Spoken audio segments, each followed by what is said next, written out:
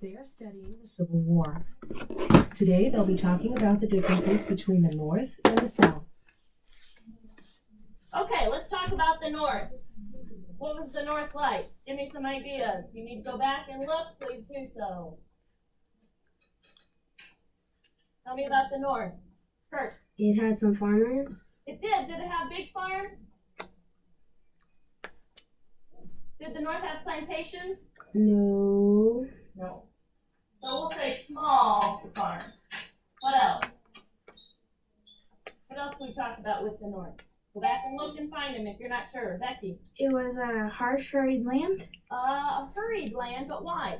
What did the North have that made people want to move around, had lots to do, places to go? Why? Autumn? It had more than 100,000 factories. Lots of factories. I agree with that. What else? Go back to 416 if you can't find anything. What else, Sarah? It had a lot of progress. I agree with that. We talked about something else, though. Kurt? It has the Erie Canal. Erie Canal. So it had canals. What else besides canals? Johnny? Railroads. Good. Anything else? Rosie? That goes with this one. Canals, railroads are all part of transportation. Anything else that goes with transportation, Jenny? Steamboat. Steamboat. Those were all things that moved goods from place to place, right? In the North. There's one more thing we talked about. We said that they grew from 2 to 45. What was that?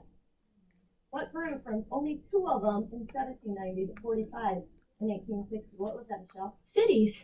Cities. Most of them, they said, were in the North. So the North is a place of big cities. They have factories. They have a few farms, but they're small farms. They're not big farms. They are progress. They have lots of progress. There's one more thing. Starts on the bottom of 416 and continues on to 418. 417, my apologies. Josh? Immigrants. Most of the immigrants, most of the people that were coming to the United States at this time were settling in the North because they were working in those cities. They were working in those factories. The Irish immigrants had just come from Ireland and there's a famine. Their farms were doing very poorly, so they didn't want to farm because they had starved on the farms. So they wanted to try something different, and they came and they lived in the cities in the North. What are we going to read about next? On the top of the second column on 418. What are we reading about next, Angela? The South. The South. As we read, pay close attention so we can list some things that are important. So, tell me about the South. Tell me about the South, Josh. Cotton. With a capital C. Cotton was king. It was important to the growth of the plantations. What else, Sarah? There was slavery.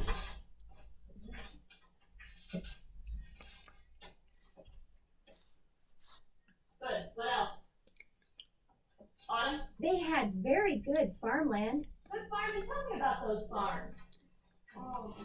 How are they different from these farms in the North? They were bigger, and a lot of people said they were miracle, and it created a profitable way of life.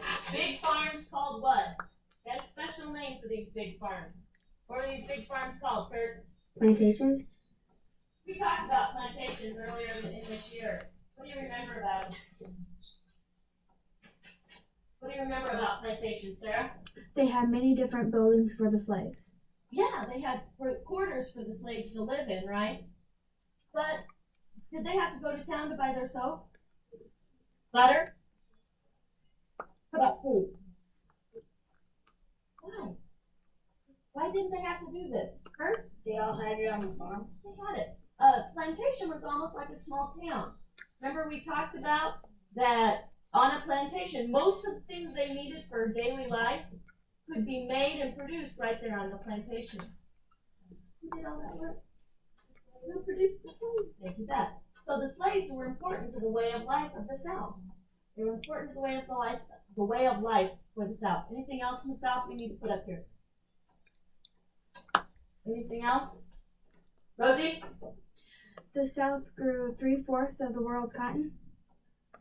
I'll put it up here. What other products did it grow besides cotton? I'm asking Michelle. Rice. Rice is one. Another one, Becky. Sugar.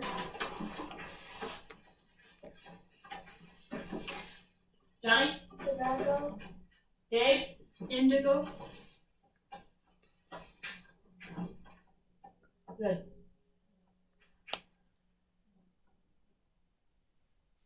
The two ways of life. The North and the South were joined together in one nation. But as you have read, each had its own way of life. The North was fast becoming a world of cities and factories. The South remained a world of plantations and farms. But the greatest difference between the North and the South had to do with slavery. And as you will read, this difference turns into a war. The big difference is the North had factories and lots of immigrants that came and worked in those factories, worked in those cities. Who ran the plantations? Who ran the plantations in the South? Who did all the work? Kurt? Slaves. And so that was a huge difference of opinion. Rosie? Yes, it is. It is going to be the start of the Civil War. Page 425.